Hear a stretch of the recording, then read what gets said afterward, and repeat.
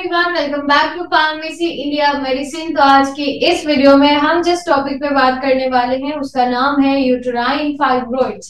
देखिए ये क्या होते हैं। सबसे पहली बात, non cancerous growth, non cancerous growth of cells, यानी कि वो सेल्स की ग्रोथ जो कैंसर नहीं बनाती है। ठीक है, एक्स्ट्रा ग्रोथ हो सकती है, लेकिन जैसे कि मैं बोलती हूँ कि हर एक ट्यूमर कैंसर नहीं होता है, उसी तरीके से ये भी है कि ये ट्यूमर है। ये है कि जो सेल्स है वो डिवाइड करती रहती है, वो मास बना लेती है इस तरीके से, जिस तरीके से आपको सामने यहाँ पर दिखाई दे रहा है। यूट्रस के ऊपर इस तरीके से मास बन जाते हैं, लेकिन ये कैंसरस नहीं होते हैं। Almost all the cases are non cancerous, यानी कि ज्यादातर जो केसेस होते हैं वो नॉन कैंसरस ही पाए जाते हैं।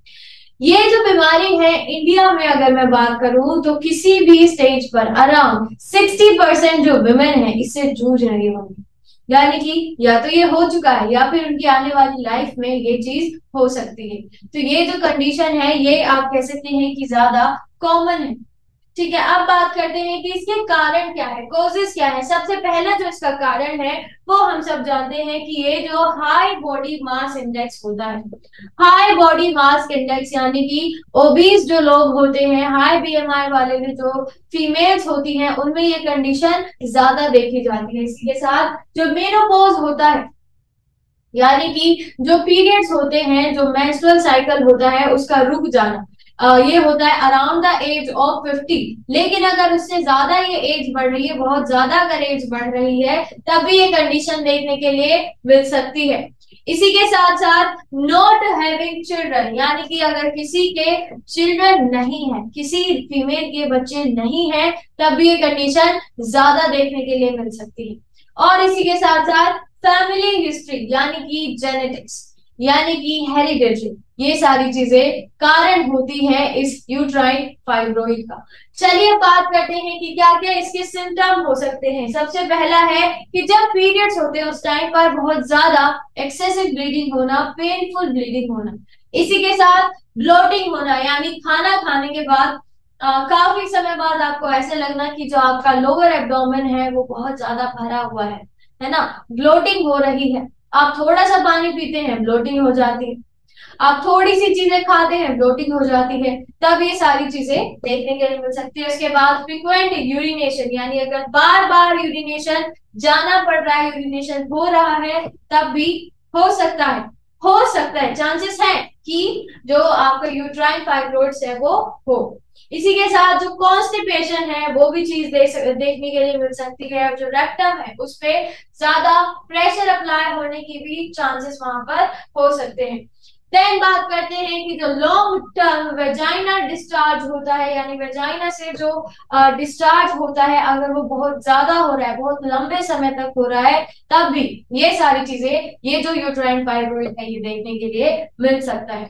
चलिए अब बात करते हैं ट्रीटमेंट की कि कैसे इसको ट्रीट किया जा सकता है। देखिए सबसे पहला है कि जो एक चीजें होती हैं उसको आपको ध्यान में रखना है, जैसे कि progestin releasing intra uterine devices, यानी कि जो इंट्रा यूट्राइन डिवाइसेस होते हैं उनको इंजेक्ट किया जाता है, बॉडी के अंदर इंसर्ट किया जाता है। उसके बाद वहां पर जाकर वो हार्मोन रिलीज करते हैं जिसका नाम है प्रोजेस्टिन।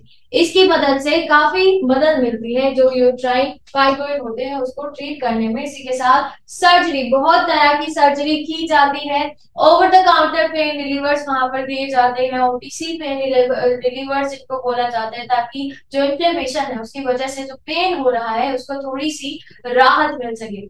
इसी के साथ काफी ऑरल थेरेपीज भी दी जाती हैं, प्रॉपर मेडिकेशंस चलाया जाता है। इसके बाद मायोमेक्टोमी, यानी ये होता है कि surgical removal of fibroid, surgical removal of fibroid, यानी बॉडी के अंदर से फाइब्रॉइड को अगर सर्जिकली रिमूव किया जाता है, that condition is known as myomectomy. और इसी के साथ साथ हिस्टेरेक्टोमी, यानी कि इस कंडीशन में क्या होता है, पूरा यूट्रस बॉडी से बाहर निकाल दिया जाता है। और ये जो कंडीशन होती है कि सबसे ज्यादा अप्रूव्ड है, यानी कि अगर एक बार हिस्टेरेक्टोमी हो जाता है तो बहुत बहुत बहुत कम चांसेस ऐसे होते हैं कि वो जो यूट्राइन फाइब्रॉइड है वो रह जाए, अदरवाइज वो बाहर ही निकल जाता है। ठीक हो जाता है पूरी तरीके से। तो ये कुछ ट्रीटमेंट्स थे जो हमने बताए आपको, और काफी ये मददगार साबित हुए भी है। तो चलिए आज की वीडियो में इतना ही, मिलते हैं अगली वीडियो में ही ऐसी ही हम जानकारी के साथ। तब तक आप बने रहिएगा फार्मेसी इंडिया मेडिसिन के साथ। Stay safe, take care, thank you.